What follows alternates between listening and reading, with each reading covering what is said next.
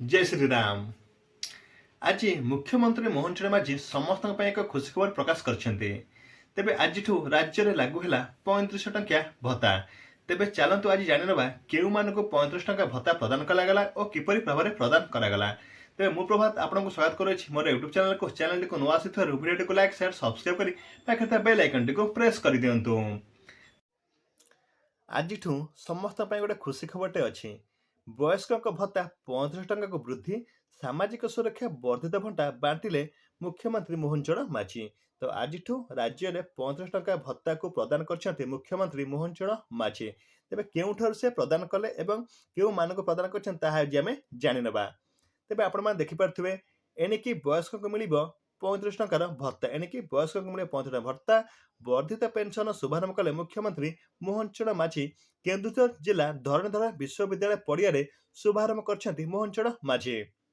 तेबे आज राज्यर जो हिताधिकारी मैंने उपयोगी थे से हिताधिकारी मानक से 35 टंका भत्ता प्रदान कर शुभारंभ होती केन्दुझर जिला धरणीधर विश्वविद्यालय पड़िया।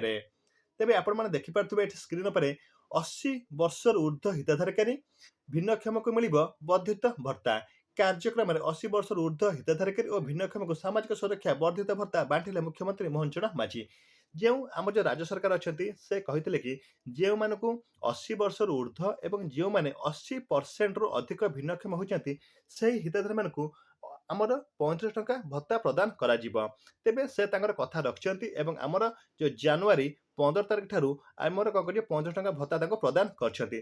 सब मास जनवरी 15 तारिख ही भत्ता पड़े आसी थाए। तो से तांकर कथा रखिकी जनवरी 15 तारिख रे 80 वर्ष ऊर्ध्व एवं 80% रु अधिक भिन्नक्षम मानकु से भत्ता प्रदान करछंती। तो निहाती भाबरे मुख्यमंत्री मोहन चरण माझी तांको जो कथा देते से कथा को रखिछंती। अवश्य से क्राइटेरिया चेंजेस करछंती। सेतेबेले से समस्त कहते समस्त हिताधिकारी मानकु 35 टंका भत्ता मिलिबो, किंतु से समस्त हिताधिकारी मानकु 35 टंकार भत्ता प्रदान न करिकी से केवल 80 वर्ष ऊर्ध्व एवं 80% रु अधिक भिन्नक्षम मानकु से जो 35 टंका भत्ताटी प्रदान करछंती। जहाँ भी हो से गोटे प्रकार कथा से रक्षा करछंती एवं भत्ताटी समस्त से प्रदान करछंती। तो यह थिला आजिकार गुड न्यूज बा आजिकार अपडेट। जदि वीडियोटी आपको भल लगी निहाती लाइक शेयर कमेंट करेंगे पाखे बेल आइकन को प्रेस करने को भूलिबे नहीं। Thank you. जय जगन्नाथ। जय श्री राम।